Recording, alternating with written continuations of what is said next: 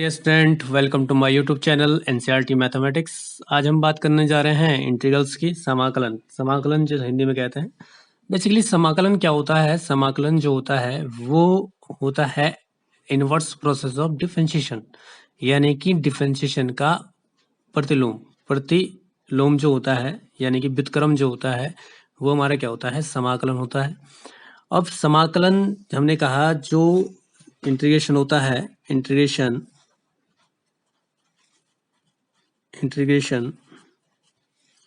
is the inverse process of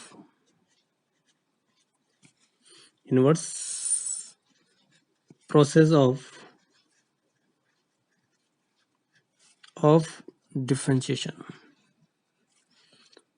तो differentiation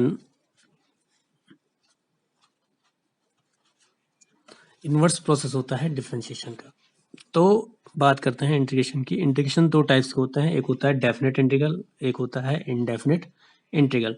तो सबसे पहले हम जो बात करने जा रहे हैं वो करने जा रहे हैं इनडेफिनेट इंटीग्रल की। इनडेफिनेट इंटीग्रल पे आने से पहले हम बात करते हैं इसे इनडेफिनेट क्यों कहते हैं। तो देखो भाई, समाकलन हमने कहा जो इंटीग्रेशन होता है वो इनवर्स प्रोसेस होता है डिफरेंशिएशन का। डिफरेंशिएशन क्या होता है भाई? देखो, अगर हम किसी फंक्शन को डिफरेंशिएट कर रहे हैं तो हमें क्या मिलता है? एफ डैश एक्स मिलता है। यानी कि ये एफ डैश एक्स हमारा क्या कहलाता है? ये एफ डैश एक्स हमारा कहलाता है डेरिवेटिव। ठीक है भाई, ये एफ एक्स हमारा क्या कहता है? डेरिवेटिव कहलाता है। इसे हम कहते हैं डेरिवेटिव। तो फंक्शन से हमें डेरिवेटिव जो मिलता है वो क्या करके मिलता है? हमें डिफरेंशिएट करके मिलता है। जब हम किसी फंक्शन को क्या करते हैं? डिफरेंशिएट करते हैं। ठीक है भाई, डिफरेंशिएट करते हैं तो हमें क्या मिलता है? हमें मिलता है डेरिवेटिव। तो ये जो प्रोसेस होती है, ये क्या कहलाती है हमारी? ये हमारी कहलाती है डिफरेंशिएशन। अब इंटीग्रेशन क्या हो गया? इंटीग्रेशन हो गया इनवर्स प्रोसेस। अब हम क्या कर रहे थे? फंक्शन से डेरिवेटिव फाइंड कर रहे थे। अब इनवर्स यानी कि उल्टा चलेगा। हम क्या करेंगे? डेरिवेटिव से क्या फाइंड करेंगे? फंक्शन फाइंड करेंगे। इसको हम कहते हैं एंटी डेरिवेटिव, यानी कि डेरिवेटिव का। अब डेरिवेटिव से हमें क्या निकालना है? फंक्शन फाइंड करना है, तो इसे हम कहेंगे एंटी डेरिवेटिव। अब जैसे सपोज मैं क्या कर रहा हूँ? साइन एक्स को डिफरेंशिएट कर रहा हूँ। साइन एक्स को डिफरेंशिएट किया मैंने, इसको मैंने डिफरेंशिएट किया, मुझे क्या मिल गया? कॉस एक्स मिल गया। अब मुझे क्या निकालना है? कॉस एक्स का एंटी डेरिवेटिव निकालना है। तो यानी कि उसका उल्टा क्या होगा? कॉस का उल्टा क्या हो जाएगा? साइन हो जाएगा। पहले हमने साइन से कॉस निकाला, अब हम क्या निकाल रहे हैं? कॉस से साइन निकाल रहे हैं। ठीक है, तो ये प्रोसेस क्या होगी? Anti derivative. एंटी डेरिवेटिव कहते हैं, या इसको हम कहते हैं इंटीग्रेशन।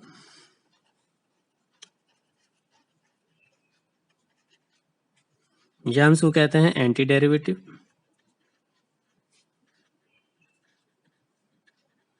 या इनको कहते हैं प्रिमिटिव। इसके सिनोनिम्स है। तो बात करते हैं सबसे पहले इंडेफिनिट इंटीग्रल की। इंडेफिनिट इंटीग्रल होता क्या है? इंडेफिनिट इंटीग्रल होता है the problem of finding a function. ठीक है भाई, इनडेफिनिट इंटीग्रल का मतलब क्या होता है? इनडेफिनिट इंटीग्रल का जो मतलब होता है, जो मीनिंग होता है, जो हमारा इनडेफिनिट इंटीग्रल का मीनिंग होता है वो क्या होता है भाई? द प्रॉब्लम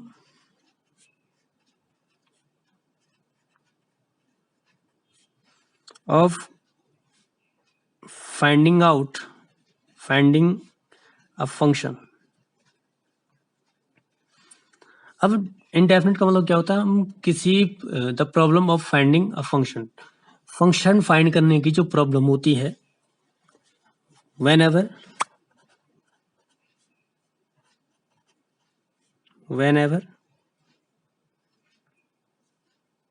ठीक है भाई, जो whenever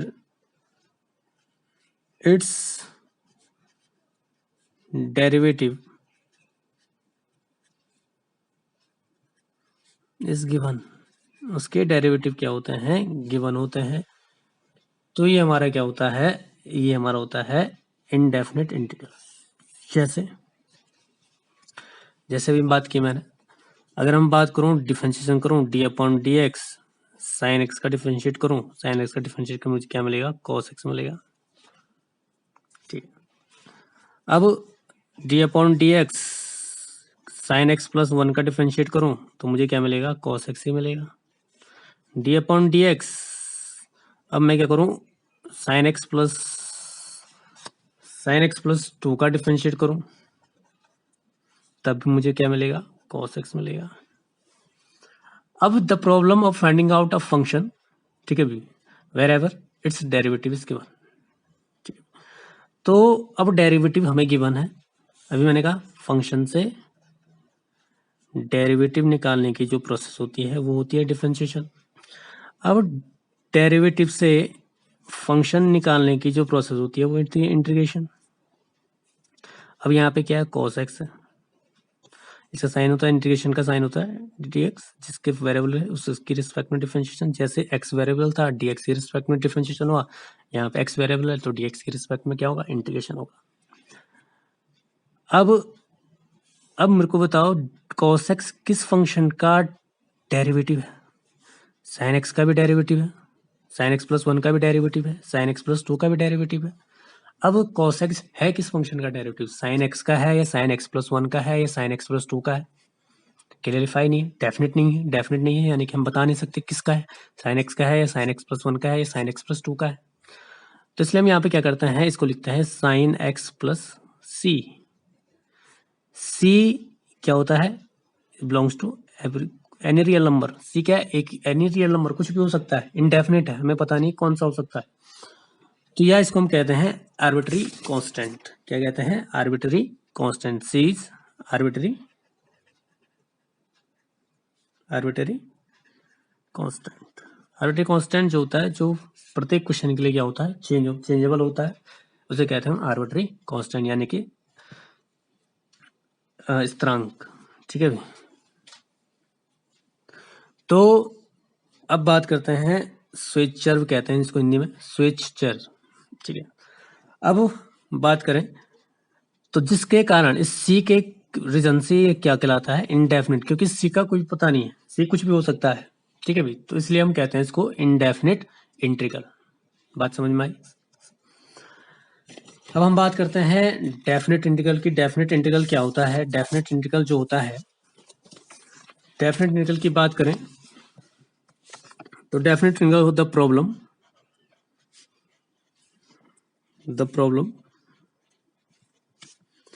of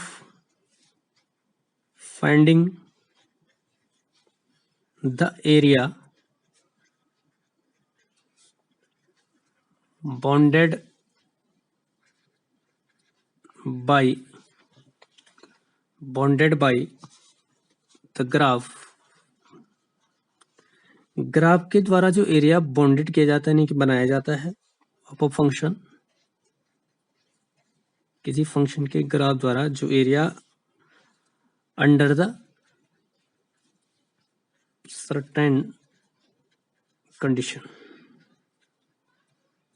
किसी कंडीशन के द्वारा जो हमारा फंक्शन है जो एरिया बाउंडेड करता है, यानी कि सपोज हमारे पास कोई फंक्शन है y equal to f x, इसके द्वारा जो एरिया बनाया है किसी कंडीशन में, सपोज a टू b में एरिया बनाया गया है, इसको इस एरिया को जो फाइंड करने की जो प्रोसेस होती है वो हमारी होती है डेफिनेट इंटीग्रल। यानी कि अगर मैं इसको फाइंड करूं a टू b, a से लेकर b तक मुझे क्या करना है, एरिया फाइंड करना है इस फंक्शन का एफ एक्स डी एक्स। तो ये हमारा जो होता है, ये हमारा होता है डेफिनेट इंटीग्रल। कोई दिक्कत, डेफिनेट इंटीग्रल की बात हम बाद में करेंगे, जो बाद वाली एक्सरसाइज हमारी। ठीक है जी, अब उसने कुछ सम फॉर्मूले हमारे पास हैं, कुछ फॉर्मूले हमारे पास हैं।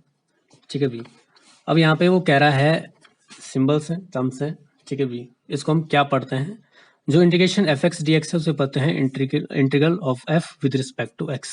इसको पूरे को हम क्या पढ़ते हैं, integral of f with respect to x पढ़ते हैं। जो एफ एक्स होता है यहाँ पे वो हमारा क्या होता है, इंटीग्रैंड होता है, एफ एक्स इन दिस, तो ये हमारा क्या होता है, इंटीग्रैंड होता है। और एक्स क्या है यहाँ पे, वेरिएबल ऑफ इंटीग्रेशन है, ठीक है भी। तो सी जो हमने कहा, सी हमारा क्या होता है, आर्बिट्री कांस्टेंट होता है, वही चीज हमने बात की। अब उसने कुछ फॉर्मूले दिए हुए हैं हमें, इन फॉर्मूलों को हमें नोट करना है। तो ये डेरिवेटिव है और ये क्या है, उसके एंटी डेरिवेटिव है, ठीक है भी। जैसे इसको डिफरेंशिएट करके हमें क्या मिलता है, एक्स टू पावर एन मिलता है, और एक्स टू पावर एन किसका डेरिवेटिव होता है, इस चीज का, इस फंक्शन का डेरिवेटिव होता है। तो वो चीज है, जैसे एक्स को डिफरेंशिएट करके क्या मिलता है, वन मिलता है, यानी कि वन को इंटीग्रेशन करके हमें क्या मिलेगा, एक्स मिलेगा। उल्टा चल रहा प्रोसेस, पहले यहाँ से इधर, फिर यहाँ से इधर के लिए जो प्रोसेस चलती है उसे कहते हैं हम एंटी डेरिवेटिव। जैसे साइन एक्स का डिफरेंशिएशन क्या होता है, कॉस एक्स होता है, वैसे ही कॉस एक्स का इंटीग्रेशन क्या होता है, साइन एक्स होता है, उल्टा, ठीक है भी। ये जो सारे फॉर्मूले हैं इनको नोट करें और इनको याद भी करें। जितने अच्छे डिफरेंशिएशन होगा उतना अच्छा हमारा क्या होगा, इंटीग्रेशन होगा। तो उसने कहा ज्योमेट्रिकल, जो हमारे पास ज्योमेट्रिकल मीनिंग होती है फंक्शन की, वो क्या होती है। ज्योमेट्रिकल मीनिंग की बात करें, ज्योमेट्रिकल जो मीनिंग होती है किसी भी फंक्शन का, जो इंडेफिनेट इंटीग्रल होता है वो क्या रिप्रेजेंट करता है, वो फैमिली ऑफ द कर्व को रिप्रेजेंट करता है, ये बात ध्यान में रखें। तो हम बात करते हैं एक्सरसाइज 7.1 की। देखो एक्सरसाइज 7.1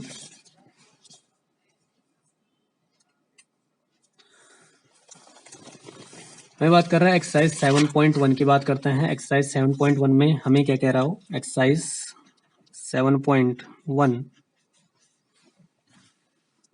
तो एक्सरसाइज 7.1 में हमें कह रहा है फाइंड एन एंटी डेरिवेटिव और इंटीग्रल। हमें क्या फाइंड करना है, इंटीग्रल फाइंड करना है। इंटीग्रल यानी कि हमें फंक्शन फाइंड करना है of the following function by the method of infection.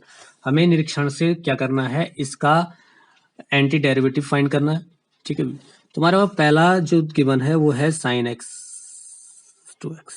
जिस चीज का भी हम इंटीग्रेशन करेंगे, इसमें इंटीग्रेशन किसी का होता है, इंटीग्रेशन होता है डेरिवेटिव का, न कि फंक्शन का। तो या हम जो भी डेरिवेटिव हमें गिवन होगा उसे हम इंटीग्रेशन की फॉर्म में एज अ फंक्शन ट्रीट करेंगे, ये हमारे लिए क्या होगा, एक फंक्शन होगा।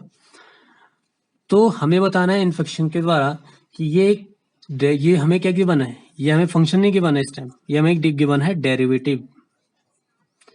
तो हमें बताना है ये किस फंक्शन का डेरिवेटिव रहा होगा, ये साइन 2x किस फंक्शन का डेरिवेटिव रहा होगा।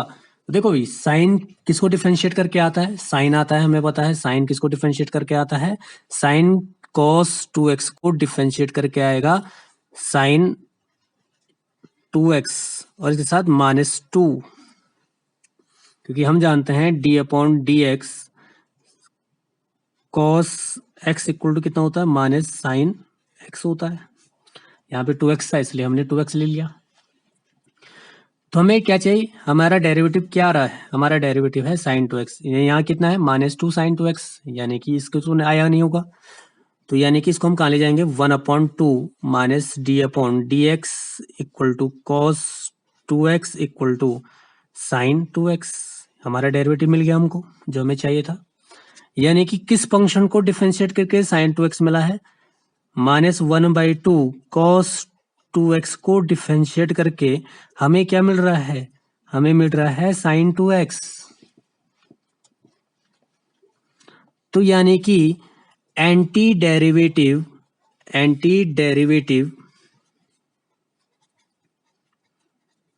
Of sine 2x, sine 2x का एंटी डेरिवेटिव क्या होगा, इस फंक्शन को, फंक्शन फाइंड कर रहे हैं, एंटी डेरिवेटिव बेसिकली क्या होता है, फंक्शन। तो किस फंक्शन को डिफरेंशिएट करके हमें ये मिला, यानी कि 1/-1/2 cos 2x प्लस c को डिफरेंशिएट करके हमें क्या मिल रहा है, साइन 2x मिल रहा है। तो यानी कि साइन 2x का एंटी डेरिवेटिव क्या हो गया, -1/2 cos 2x प्लस c हो गया। सिमिलरली सेकंड क्वेश्चन हमारा cos 3x, cos 3x किसको डिफरेंशिएट करके मिला होगा भाई, तो हम जानते हैं कॉस किसको डिफरेंशिएट करके मिलता है, साइन को डिफरेंशिएट करके मिलता है, D upon d x sine x को मिलता है, लेकिन यहाँ पे क्या है 3x है, तो यानी कि अगर मैं साइन 3x को डिफरेंशिएट करूं तो मुझे क्या मिलेगा, कॉस 3x 3 मिलेगा। तो यानी कि यहाँ क्या जाता है 3 जाता है तो इसको अपॉन मिलेगा, और d upon d x sine 3x equal to cos 3x, यानी कि d upon d x 1/3 sine 3x equal to cos 3x, यानी कि cos 3x को डिफरेंशिएट करके आया, cos 3x आया 1/3 साइन 3x को डिफरेंशिएट करके आया, यानी कि मैं कह सकता हूं anti derivative of cos 3x equal to 1/3 sine 3x plus c, यानी कि इसको डिफरेंशिएट करके हमें क्या मिला है, साइन cos 3x मिला है, तो ये इसका क्या होगा, एंटी डेरिवेटिव होगा। अब बात करते हैं हम क्वेश्चन नंबर 3 की। तो क्वेश्चन नंबर 3, अब e टू पावर 2x किसको डिफरेंशिएट करके आएगा, ये बेसिकली हमारे पास क्या होता है, f डैश x होता है, डेरिवेटिव होता है। अब ये डेरिवेटिव किसको डिफरेंशिएट करके आया होगा, ये डेरिवेटिव जो आया होगा d upon d x e to power 2x को डिफरेंशिएट करके कितना आया होगा, e टू पावर 2x तो आया होगा, लेकिन साथ में क्या आएगा 2 आया होगा। अब हमें क्या चाहिए, e टू पावर 2x चाहिए, यहाँ क्या हो रहा है 2 e टू पावर 2x हो रहा है, यानी कि यहाँ 2 ज्यादा हो रहा है, तो इस 2 को हम कहाँ ले जाएंगे, 1/2 d upon d x e to power 2x equal to e to power 2x, यानी कि हो जाएगा d upon d x 1/2 e to power 2x equal to e to power 2x, यानी कि ई टू पावर 2x कब आया, किसको differentiate करके आया, 1/2 ई टू पावर 2x को डिफरेंशिएट करके आ रहा है। तो हम कह सकते हैं एंटी डेरिवेटिव, ठीक है भी, जो हमारा एंटी डेरिवेटिव है, anti derivative of e to power 2x equal to क्या हो गया, 1/2 ई टू पावर 2x हो गया। तो यानी कि इसको डिफरेंशिएट करके हमें क्या मिला, ई टू पावर 2x मिला। सिमिलरली क्वेश्चन नंबर 4 हमारा जो है वो है E to power ax plus B का होल स्क्वायर। अब देखो किसी भी फंक्शन को डिफरेंशिएट करो, जैसे x टू पावर 3 है, इसको मैं डिफरेंशिएट करूंगा तो क्या मिलेगा, 3x टू पावर 2 मिलेगा, यानी कि पावर कम हो रही है। तो यहाँ पे भी क्या होगा, ये किसको डिफरेंशिएट करके मिला होगा, इसकी पावर कम हो रही है, डिफरेंशिएशन में पावर कम होती है, डी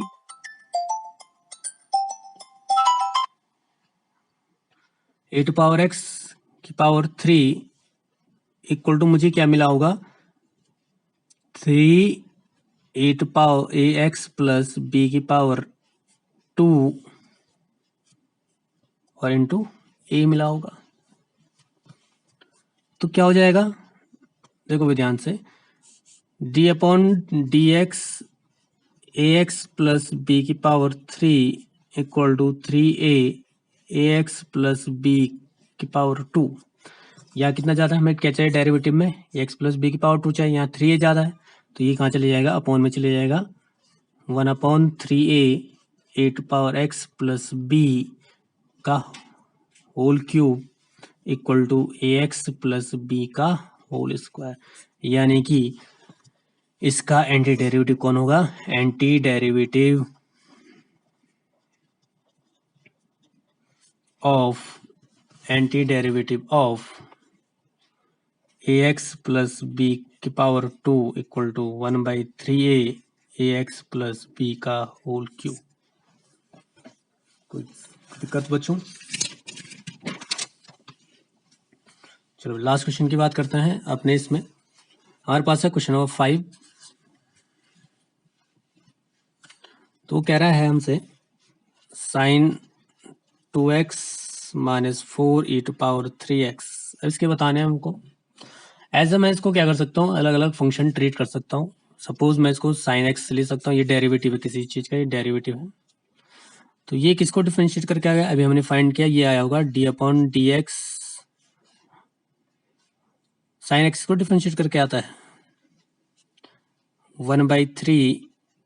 1/2 है यहाँ पे, cos 2x को डिफरेंशिएट करके आया होगा, क्लियरफाई 1/2 cos 2x को जब मैंने डिफरेंशिएट करके आया होगा तो माइनस साइन आया होगा, यानी कि माइनस का साइन भी आ जाएगा, यानी कि -1/2 cos 2x को डिफरेंशिएट करके आया होगा, साइन 2x आया होगा। और ये किसको डिफरेंशिएट करके आएगा, 4/3, ठीक है भाई, d/dx e⁻3x, यानी कि हम कह सकते हैं d/dx -1/2 cos 2x minus d/dx 4/3 e⁻3x, यानी कि इसका एंटी डेरिवेटिव क्या हो गया, anti derivative is -1/2 cos 2x minus 4/3 e⁻3x. Thank you, my dear student. Please like and subscribe my videos, और कल मिलेंगे हम क्वेश्चन नंबर 6 to लेकर 22. Thank you.